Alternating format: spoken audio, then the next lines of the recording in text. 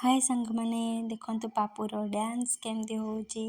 ବହୁତ ଖୁସି କାହିଁକିନା ଆମେ ଆଜି ଯାଉଛୁ ସବୁଠୁ ସ୍ପେଶାଲ ଜାଗା ମାନେ ହେଉଛି ଆମ ଘରକୁ। ଆମ ଘର ହେଉଛି ବାଲେଶ୍ୱର ଡିଷ୍ଟ୍ରିକ୍ଟରେ ଖଇରା ବ୍ଲକରେ ଜଳଙ୍ଗ।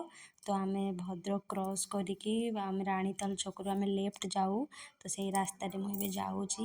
ଗଲାବେଳେ ବହୁତ କିଛି ଦେଖିକି ବହୁତ କିଛି ମନେ ପଡ଼ୁଛି, ବହୁତ ସ୍ମୃତି ଆଉ ବହୁତ ମାନେ ସ୍ପେଶାଲ ଫିଲ୍ ହୁଏ କାହିଁକିନା ବାପ ଘରକୁ ଝିଅମାନେ ଗଲେ ବହୁତ ସ୍ପେଶାଲ ଫିଲ୍ ହୁଏ।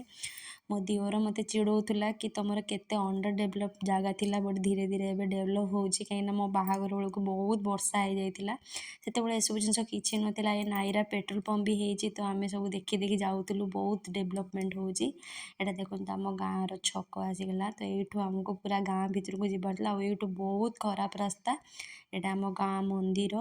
ତ ଏଠି ଆମର ଶିବ ଶମ୍ଭୁ, ତାପରେ ମା ଚଣ୍ଡୀଙ୍କର ଆଉ ବଜରଙ୍ଗବାଲୀଙ୍କର ଆଉ ପଞ୍ଚ ମହାଦେବ, ଶନି ମନ୍ଦିର, ସବୁ ବହୁତ ବଡ଼ ମନ୍ଦିର। ଏଠି ବାହାଘର ହୁଏ ବି ମଧ୍ୟ। ସବୁ ବହୁତ ବଢ଼ିଆ ବଢ଼ିଆ ପ୍ରୋଗ୍ରାମ ହୁଏ ଏଇ ମନ୍ଦିରରେ। ଏଇଟା ପାଣି ଟାଙ୍କି। ତାପରେ ଆମେ ଘରେ ପହଞ୍ଚିଗଲୁ। ତା ମାମୁଁ ମାନେ ମୋ ଭାଇ ଆଉ ମୋ ମା ପୁରା ୱେଟ୍ କରିଥିଲେ। ତାପରେ ତା ମାମୁଁ ଆମର ଏପଟେ ଭଣଜାମାନଙ୍କୁ ପୁରା ବହୁତ ଏମିତି ସବୁ କରିକି ୱେଲକମ୍ କରାଯାଏ। ତ ତା ମାମୁଁ ବହୁତ ଏକ୍ସାଇଟମେଣ୍ଟରେ ୱେଟ୍ କରିଥିଲା। ତାପରେ ସେ ଆସିଲା ପରେ ତାକୁ ଏମିତି ପୁରା ପୂଜା ଫୂଜା କରିକି ତାକୁ ବଢ଼ିଆ ସେ ସ୍ୱାଗତ କଲା ଘରକୁ। ପାପୁ ପୁରା ସକ୍ରେ ଅଛି ମୋ ସାଙ୍ଗରେ କ'ଣ ହେଉଛି। ତା ମାମୁଁ ପୁରା ଖୁସିରେ ତାକୁ ନେଇଗଲେ।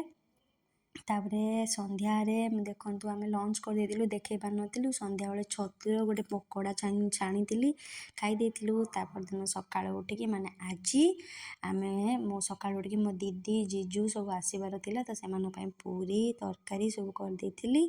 ତାପରେ କିନ୍ତୁ ମୁଁ ପୁରୀ ତରକାରୀ ଖାଇବା ଛୁଆ ନୁହେଁ, ମୋର ତ ସକାଳୁ ଉଠିଲେ ପଖାଳ ମୋତେ ବହୁତ ପ୍ରିୟ। ତ ମୁଁ କହିଲି ମୁଁ ସେମାନଙ୍କ ପାଇଁ ପୁରୀ ବନେଇ ଦେଇଥିଲି। ଆଉ ମୋ ପାଇଁ ମୋ ମା ଭାଜୁଥିଲେ ଚୁନା ମାଛ, ଆପଣମାନଙ୍କୁ ଦେଖେଇବି। ଏଇଟା ଦେଖନ୍ତୁ ପୁରା ଚୁଲିରେ କେମିତି ଗାଁର ମାହୋଲ ହିଁ ଏମିତି ଚୁଲିରେ ହିଁ ତରକାରୀ ହେଉଥିଲା। ମୋତେ ବହୁତ ବଢ଼ିଆ ଲାଗୁଥିଲା। ମୋ ବଡ଼ ମା ରୋଷେଇ କରୁଥିଲେ, ମୁଁ କହିଲି ମୁଁ କରିଦେବି କାହିଁକିନା ଚୁଲିରେ ରୋଷେଇ କରିବାକୁ ମୋତେ ବହୁତ ହି ଭଲ ଲାଗେ। ନଡ଼ିଆ ପକେଇକି ମଟରର ତରକାରୀ ହେଇଥିଲା ଆଉ ଚୁଲିରେ ଯେଉଁ ଟେଷ୍ଟ। ତାପରେ ଆସିଲା ବେଳକୁ ମୋ ମା ଠାକୁର ପୂଜା କରୁଥିଲେ। ଠାକୁର ପୂଜା ହେଇସାରିଲା ପରେ ମୁଁ ଆପଣମାନଙ୍କୁ ଦେଖିବି। ଏଇଟା ଆମ ପୋଖରୀର ମାଛ, ଆମ ନିଜ ପୋଖରୀର ମାଛ। ଏଇଟା ହେଉଛି ଚୁନା ମାଛ, ଏଇଟା ହେଉଛି ବଡ଼ ମାଛ। ଆଉ ୟାର ଯେଉଁ ଟେଷ୍ଟ, ପାପୁ ବହୁତ ଖୁସି। ଦେଖନ୍ତୁ ଏଇ ଯେଉଁ ହ୍ୟାଣ୍ଡପମ୍ପ ଥାଏ ଟ୍ୟୁବୱେଲ୍, ସେଥିରେ ସେ ଖେଳୁଥିଲା ଟିକେ। ତାପରେ ମୁଁ ପଖାଳ ଖାଇ ଦେଇଥିଲି।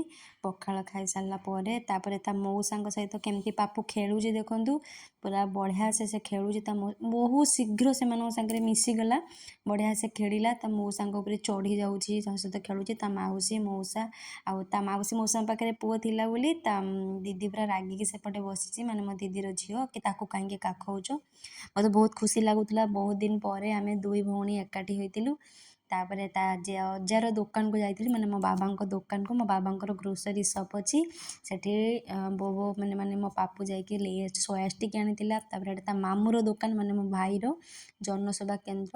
ତାର ମାନେ ପୁରା ଗୋଟେ କ୍ୟାଫେ ଅଛି ଯେଉଁଥିରେ କି ସେ ପୁରା ଫର୍ମ ଆପ୍ଲାଏ କରେ, ସବୁ କରେ, ଫଟୋ ପ୍ରିଣ୍ଟ। ତା ମାମୁଁ ଦୋକାନ ସାରା ମାନେ ଆମ ପୁଅର ଫଟୋ ସବୁ ରଖିଦେଇଛି। ବାଏ ବାଏ, ଏତିକି।